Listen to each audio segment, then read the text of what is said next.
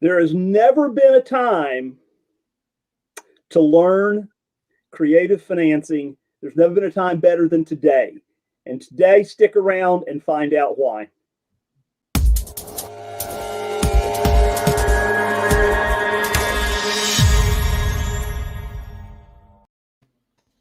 Thanks so much for being with us today on Note School TV. My name is Joe Varnador. We have an amazing State of the Union by Mr. Eddie Speed today. And guys, this is going to be one of the best we've ever done, I believe. So just stay tuned for that. So again, thank you for being there. Make sure that you like and you subscribe to the Note School channel, and most of all, so that you will know we go live every Wednesday at 11:05 Central Time. Make sure and click that bell. So, and also to learn more about Note School, make sure that you go to noteschool.com/TV. So today, I've got a couple of news blurbs for you before I bring on Mr. Speed with the State of the Union. So let's go to the news.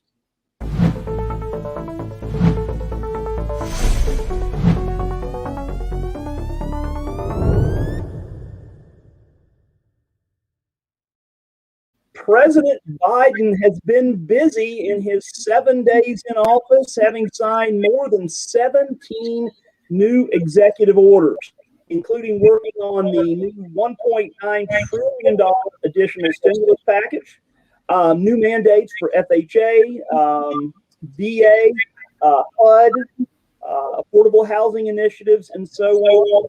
And we've appointed a new Secretary of the Treasury in Miss Janet Yellen, and she is the first female Secretary of the Treasury in the Fed's 230-year history. So there is a lot going on in the world today, and to talk more about the other side of the world here, let's bring on our founder of Note School, Mr. Eddie Speed. Hello, Joe. Good morning. How are you? I am doing 5 by 5, man. I like that. Can't wait to hear the State of the Union today. Well, I sent a message to our staff this morning, okay?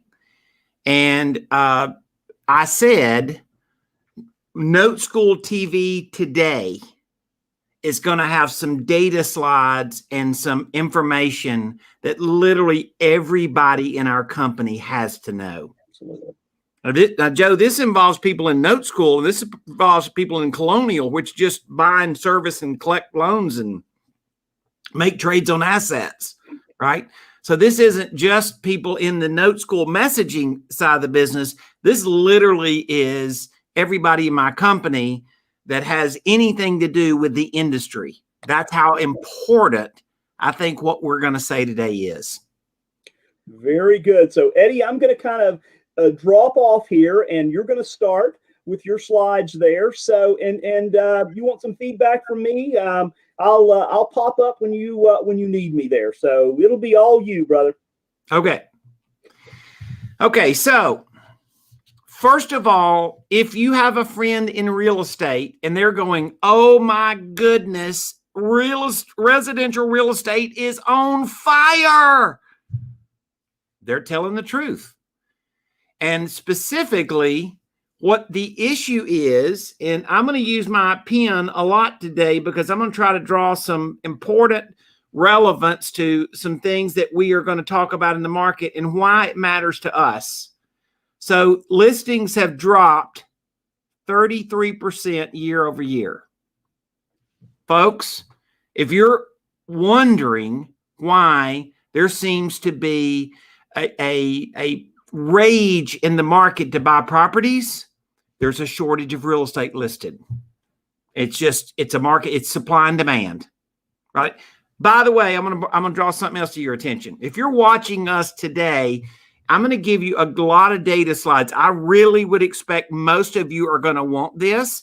And so right in the bottom, I have an email address, and you can just email us the information, and we will be happy to send you this slide deck. So make sure that you know how to get this slide deck today. And because our team has done a really good job of pulling up some data and some facts. Okay. Well, Joe, we got a little situation here. We do. And that situation is this.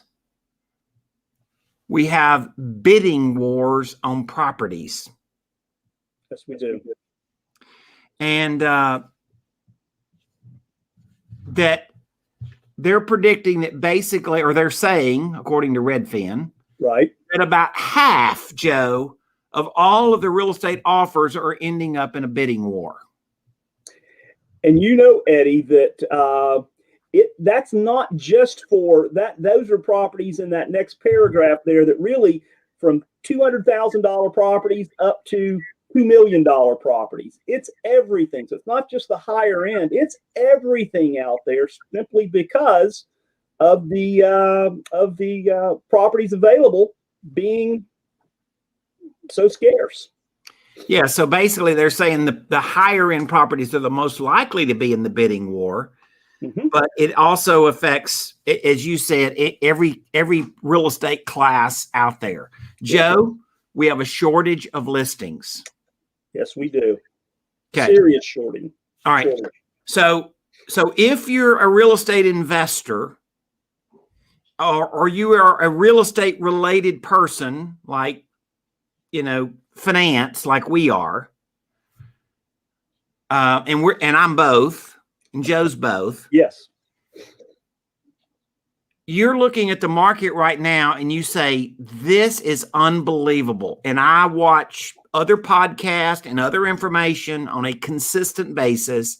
And the projection is 2021, the best thing you could do with your money is invest in real estate, right? This is being publicized on an hourly basis somewhere in the market. Real estate, baby, is on fire. Okay?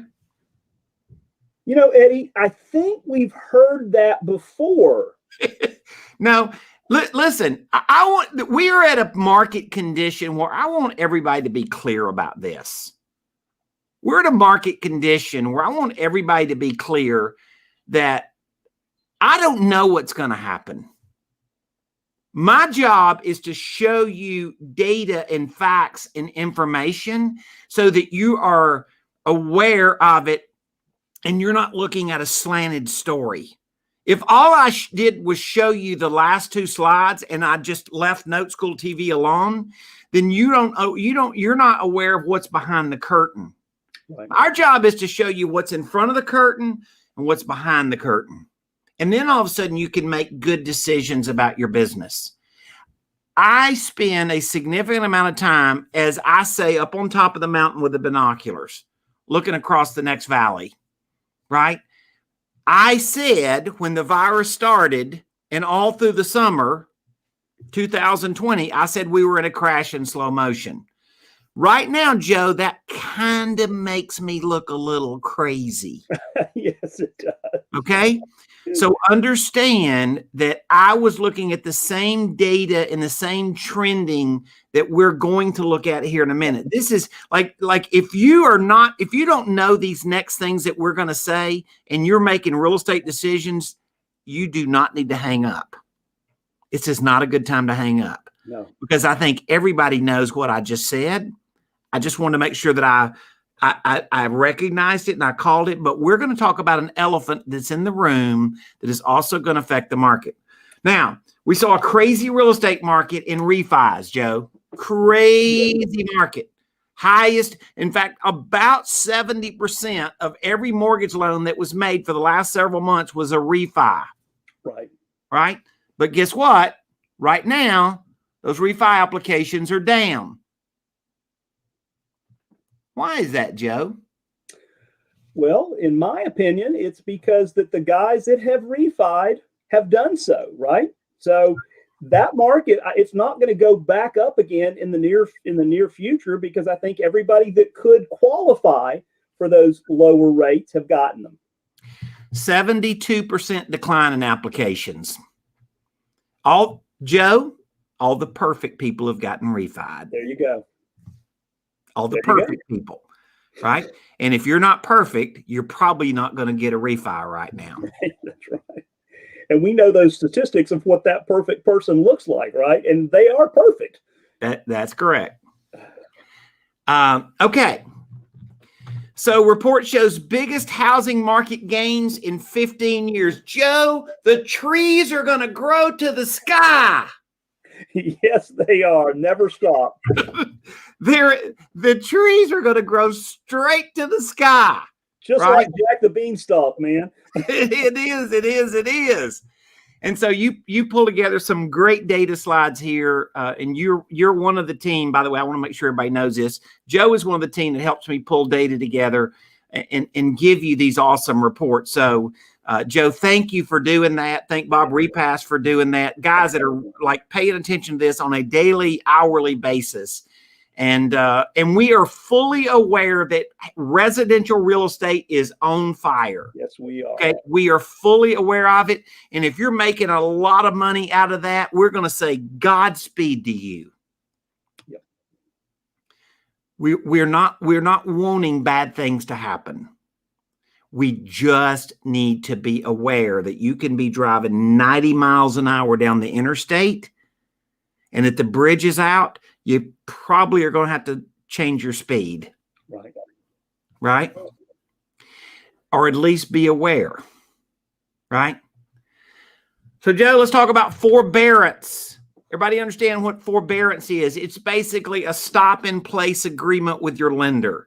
It's an agreement you sign with your lender that says you stop and you're not legally in default.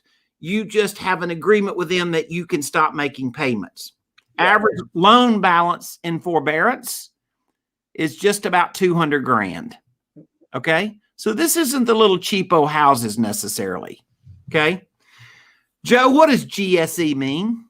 Government sponsored enterprise, like Fannie and Freddie and VA and HUD and all of those guys. Yeah. So when you hear people talk about GSEs, they're just talking about the government sponsored enterprises that originate loans, FHA, VA, Fannie, Freddie, all of those things. That's all that means, right?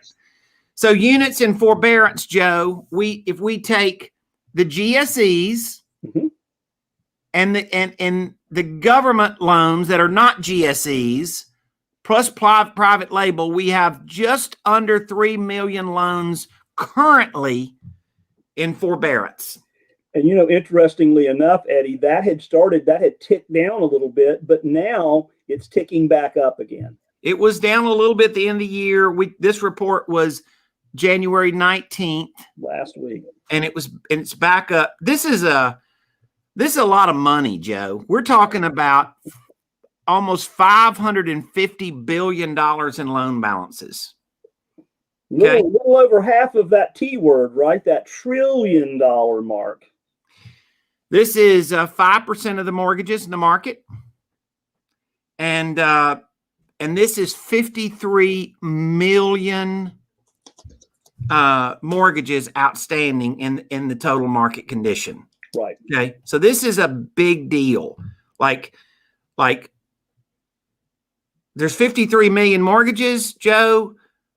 5% of them are delinquent or in forbearance. Okay. And Eddie, the other piece of that you noticed there, that the majority of those are either GSE, government sponsored loans, and GSEs or government insured or guaranteed loans. It's a huge percentage of that. Well, in FHA particularly. Yeah. It is about 10% of all FHA loans are delinquent. So FHA has been hit a lot harder than Fannie and Freddie. Yes, it has. Yeah. All right. So, Joe, this is one of these slides that talk about something that the world is not talking about. Okay. And this says who services these loans And what is happening to them? Now, we know that they are getting a certain percent of their customers that are not making payments, right? In two areas, Joe. They're either not making payments because their customer is delinquent and not in forbearance, and their customer is legally in forbearance. Okay? So these are just normal people in normal loans, Joe. The Fannie Mae front loan, the average principal and interest payment is $1,115. The average FHA loan is $903. These are just regular people living in regular houses. Correct. Okay. And then the other loans, which are going to be a little higher balance loans, a little higher payment. So the average payment overall is about $1,200. Okay. And that's principal and interest. Now, including in that, Joe, are escrow impounds, which are generally taxes and insurance. Right. Okay. And once again, you can look at that line there, 440, 384, 557. So average taxes and insurance is about $450. Yes. Okay. So this just gives you a framework of what we're talking about. Now, in the billions, you can see the next line there that the average payment is 31. The industry collects $64 billion in principal and interest payments every month. Right. Right. Loan servicing wide, and another 23 billion. That's with a B in escrow impounds every month, taxes and insurance. Okay. Active in forbearance, Joe. Active in forbearance. Lenders are making payments that they're not getting payments of $3.3 billion a month. So, Eddie, expand on that a little bit, what that means. Hello. They have a contract to pay the bondholders of those, of all of where they sold the loans. Right. They are obligated to pay them payments that they're not collecting. Right. Right. Principal and interest is $3.3 billion. And guess what else they have to do, Joe? Got to keep the taxes paid and the insurance up to date. Even though the customer isn't making a payment to them, an additional $1.2 billion a month. Now, Joe, I'm not necessarily the smartest math whiz in the world, but that's about $4.5 billion a month that loan servicers are making payments that aren't getting paid. We call it advances on active forbearance plan. Whew, that's a big number, dude. So do you think, I'm just asking, do you think that mortgage servicers industry is looking a little weird right now? Yes. Now, in the last bill, there was some money provided to mortgage servicers that they could borrow money to continue to do this in the last CARES Act. Okay. And there is, but Joe, you're talking about $4.5 billion a month. Yeah. Okay. Let me ask you something. How long does that continue? That continues as long as they're in forbearance. Exactly. But how long can it continue? These guys, even if they can borrow some government money, it's not going to cover anywhere near where they stand. Yeah. So the mortgage servicing industry has really got a situation. They've got a tiger by the tail right now. Joe, does this kind of sound like 2008? Pretty close, yes. Yeah, that's what I was thinking. All right. So, Joe, President Biden has one of the first things he did when he got his pen, and by the way, hadn't he signed more executive orders than any president in the last many presidents? Yes. Right? So he signed a lot, but what's one of the first things he signed? Extending that eviction and foreclosure moratorium, pushing it out. All right. Who does that affect? It affects properties where there is a GSE loan. Yes. Okay. So people say that foreclosure evictions is for every mortgage out there. That's not true. People say evictions for tenants. They say that people think that's for every loan out there. That's not true. But let me tell you what could be true, Joe. If a municipality, meaning a county or a state, has done an overlay, then it could affect. Yes. But when the president signs this bill, that is specifically where properties are involved in a government-sponsored enterprise loan. Okay, that's important to know.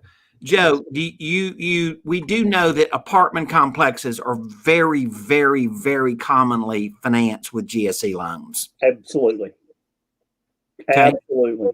So these are the ones where they can't be foreclosed on and they can't evict. They're stuck, right? It's a bad place to be. We're in a weird time, Joe. Yep. Let me move quick here, Joe. This is I've mentioned this on Note School TV before, but it's worth mentioning again. This is what I hear nobody in real estate investing talking about. These are delinquent loans. These are delinquent loans that are not in forbearance. Joe, that number is up 1.7 million in 2020. So the foreclosure is not the issue. So I'm going to take my little red pen here, Joe, and I'm going to get down to where I think the meat of the story is. Okay. Loans that are delinquent 30 days or more is a pretty shocking number, Joe. Okay? Yes, it is. But those aren't considered seriously delinquent. Let's drill down into that pie and figure out where is the real meat of the issue. And Joe, these are loans that are 90 days or more past due. And Joe, there are 2.1 million of them. And I'll tell you this right now. The odds of these loans being saved down the roads is a low percentage shot. Yes, it is. Even if you're saying, oh, they're going to come up with a government program and they're going to modify these loans and everybody's going to be all good again. Joe, they're going to do a modification. Isn't it true in Dodd-Frank you have to qualify for a mod? Yes, you do. Yes, you have to prove your income. That's right. All right. So understand these are the issues that are really critical. This is some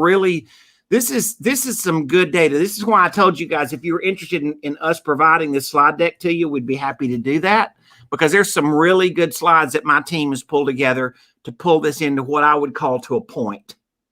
Right? Now we've talked about some crazy facts today. Real estate is highest it's been. The escalation in real estate values, highest growth we've seen in 15 years. Okay. That's for 2008, Joe. Yeah. Okay. Now all of a sudden we've got a situation where, tenants and mortgages can't be foreclosed on. And then we've got loans that are in a legal, freeze position called a forbearance agreement.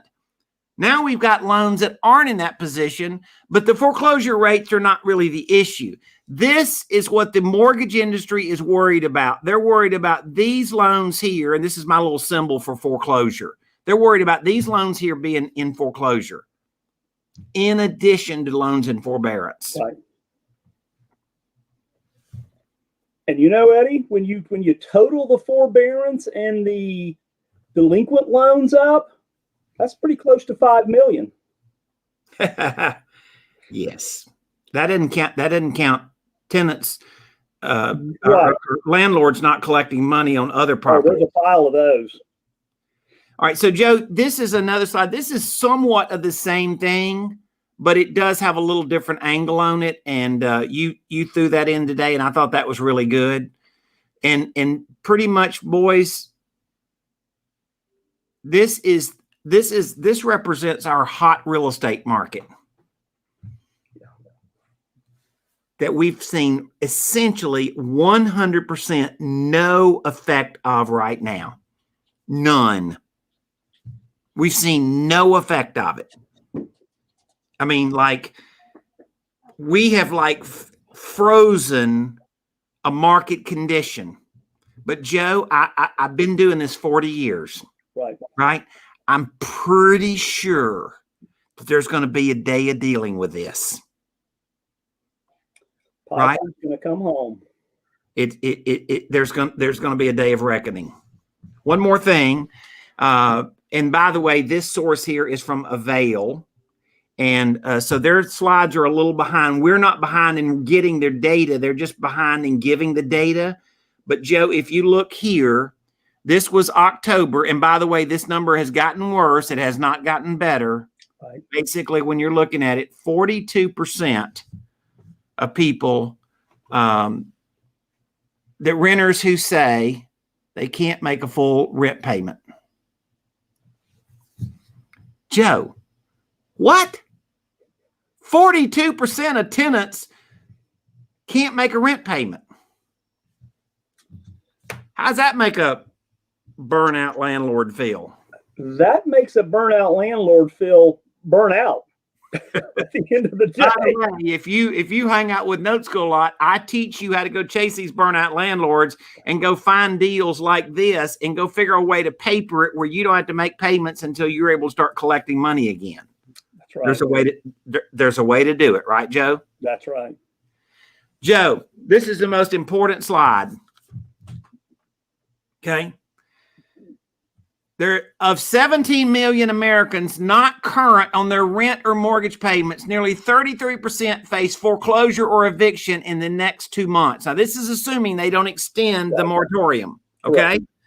So, Joe, I live in the state of Texas, and everybody pokes their chest out. They say, man, real estate is on fire, baby. And look at the number one state that is expected to have the biggest loss. By the way, my pals out in California, you'd be number 2. Pretty cool chart here. By the way, the Census Bureau does a lot of, we scrape a lot of data from them. They actually have some really good data. They do, yes. So this is a data chart by state. Joe, let me show you 2 numbers that should be, well, there's numbers all over this graph that are shocking. Right. Look at Louisiana. Yeah. 56% of people in Louisiana haven't made a rent payment or mortgage payment in the house they're in. Yeah. New Mexico trails a little bit, and they're north of 50%. And my good old state of Texas, who everybody thinks everything is just the best it could ever be in life, 42.5% there. Let me tell you something. If you're in real estate or the finance business and you're unaware of this, let me just say, I believe you possibly are just unaware. What am I saying this will happen in real estate? What's the percent decline? 40 years and trying to follow this stuff every day, I'd be a fool to tell you I can tell you that I can give you a percentage. What I can say to you, if you own real estate or you're buying real estate or your wealth plan is this or that or whatever, and you're unaware of this market condition that at the moment, which figuratively speaking is frozen. Yes. You would certainly want to know this. And we put a lot of effort in trying to make sure to pull it together.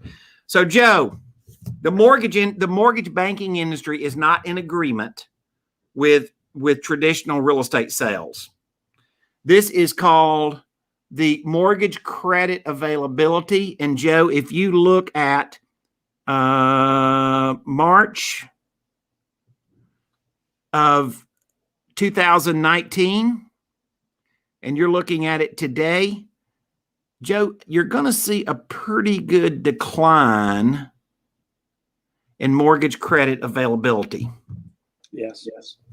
In fact, if I just kind of go over here, we're somewhere very close to where we were in about 2014.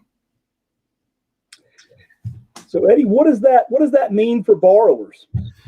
It means essentially this is about a 35% decline And it means that of 1,000 people, 1,000 people that could have got a mortgage January 2020, and January 2021, 650 of them can get a mortgage.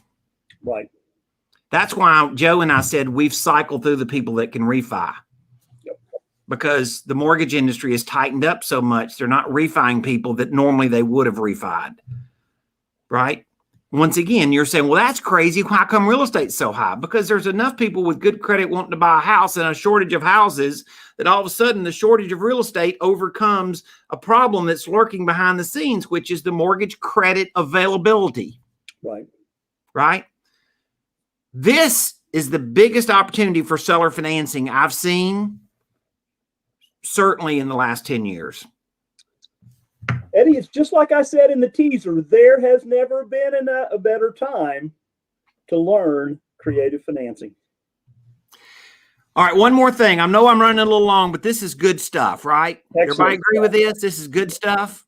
And by the way, I know some of those numbers are a little small on there. So again, we're going to go to noteschool.com, info@noteschool.com, and we will send you these slides. Happy to do it. This stands for commercial mortgage-backed securities, okay? So they ran a valuation at the end of the year, Joe, and on lodging properties, they saw a decline of 36%. Hello? So lodging properties have already declined in value. So what's not happened in residential has happened in segments of commercial. Yes, it has. Second thing is these were retail loans. So these are retail related facilities, and they have seen a decline of 41.5%. Also multifamily. And Joe, I'm on Facebook just like everybody else, and I see these multifamily guys going, oh my God, things are on fire, baby. It's unbelievable. Well, let me just tell you something. I ain't exactly going for that. And let me tell you why. Because I've been in this space 40 years, and I know how you value an income-producing property. And you value it by the net operating income. Right. The net operating income. And if your income is off and your expenses haven't changed, your net operating income drops. Yes. And that has considerably dropped in 2020. Right. So understand, we're saying make informed decisions and make factual data decisions about where you go in your business because you know where you're going. I want to thank a number of folks in my staff that have allowed me to put together what I think was a really good presentation today. Not good because I did it, but good because I think it just paints a solid picture of the market, right? That's how you can get the slides if you do it. Joe?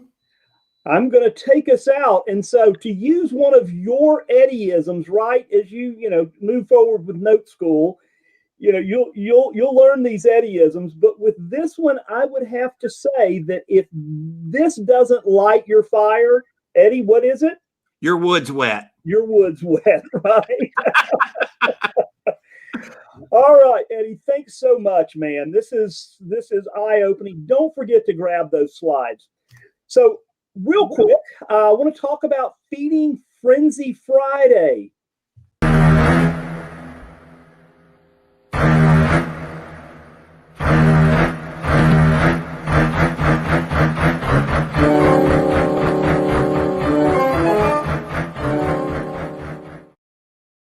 Oh, I love that. The Jaws music, right? Feeding Frenzy Friday. Note School TV is sponsored by Notes Direct. And every week on Fridays, we have Feeding Frenzy Friday, which is hosted by Brian Lochner and Scott Tyler. And so you won't want to miss that every week. Scott and Brian go over a note from Notes Direct, looking at what you can buy it for, looking at the investment to value ratio, all of the big things that matter when you're buying a performing note from Notes Direct. So make sure and catch that. And I've heard through the grapevine that Brian and Scott are going to have a guest this Friday. So make sure that you stick around on Friday and you check with Note School with Feeding Frenzy Friday. So, guys, that is all we have today for you. It has been an amazing, amazing day. I think all of you see why creative financing is the way to go. And folks, I love the Chinese philosopher that said, may you live in interesting times. And we certainly are living in interesting times. Stay tuned. We will see you next week. Same place, same time. Like, subscribe, and hit that bell so you will know when we are going live next Wednesday at 11:05 Central Time. On behalf of Eddie and myself and all of us at Note School, we'll see you next week.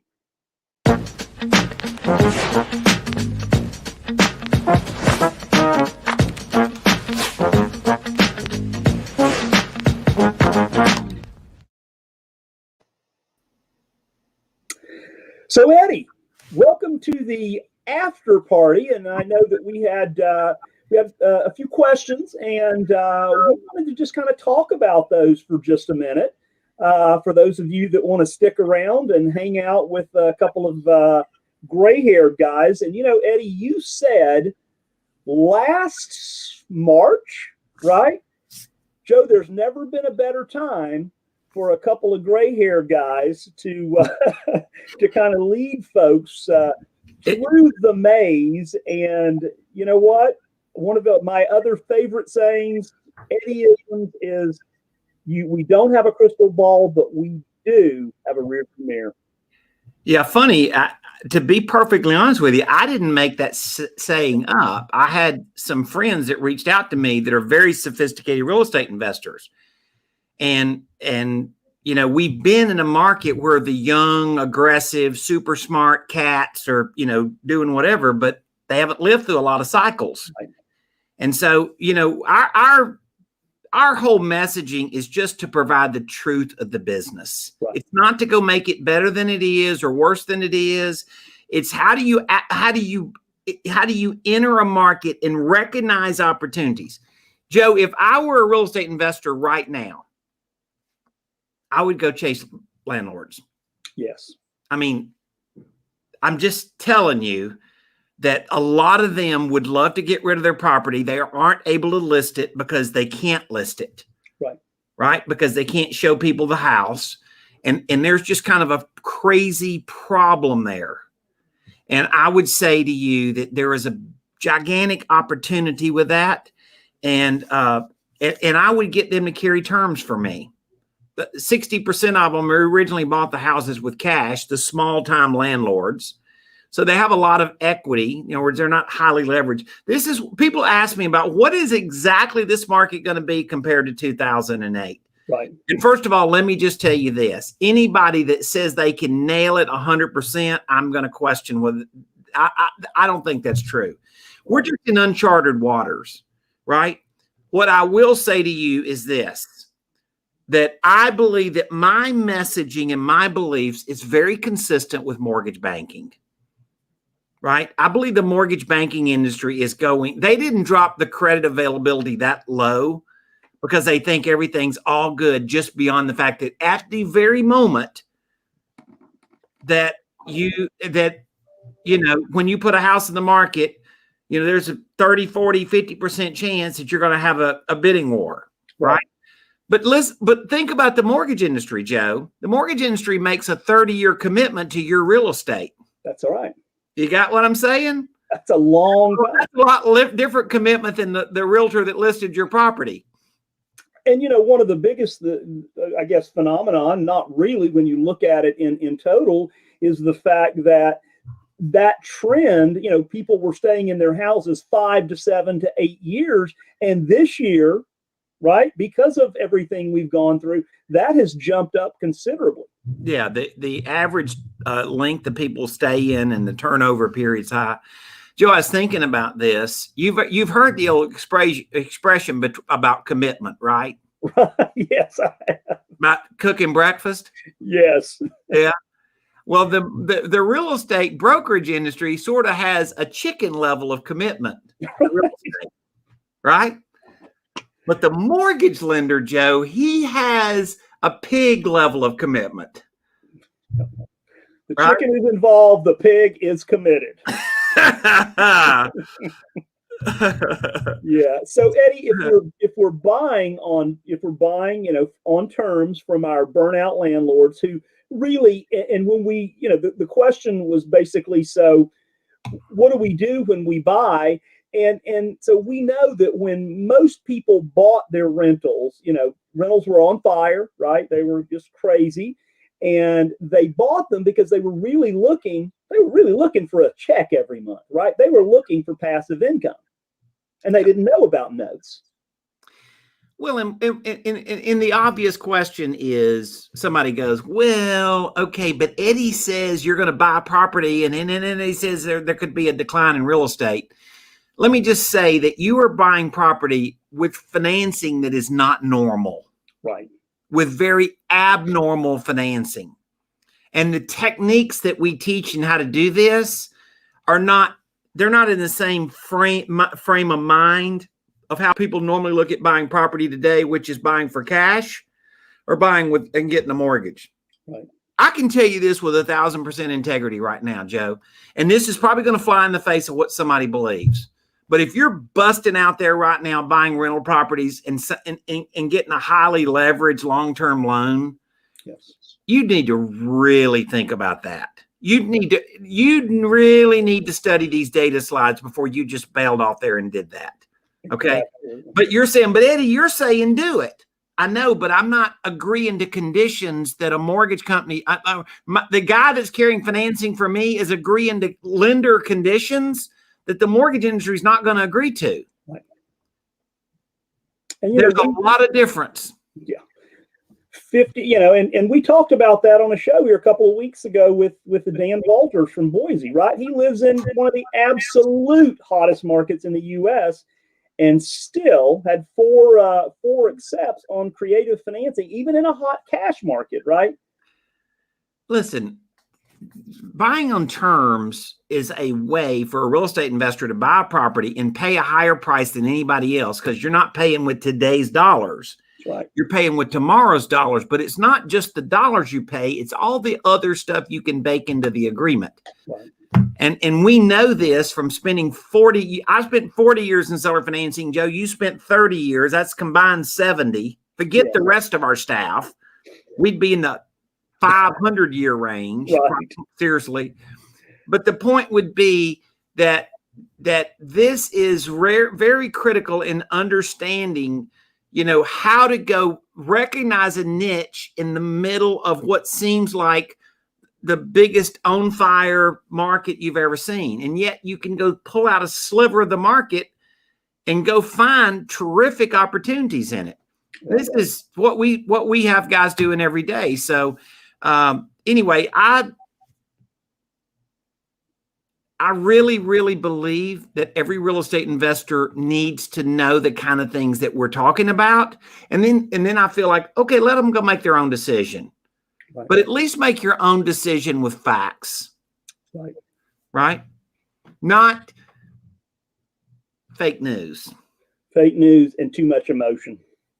Yeah. And I'm not being political and fake news. Right. There's a lot of fake news out there.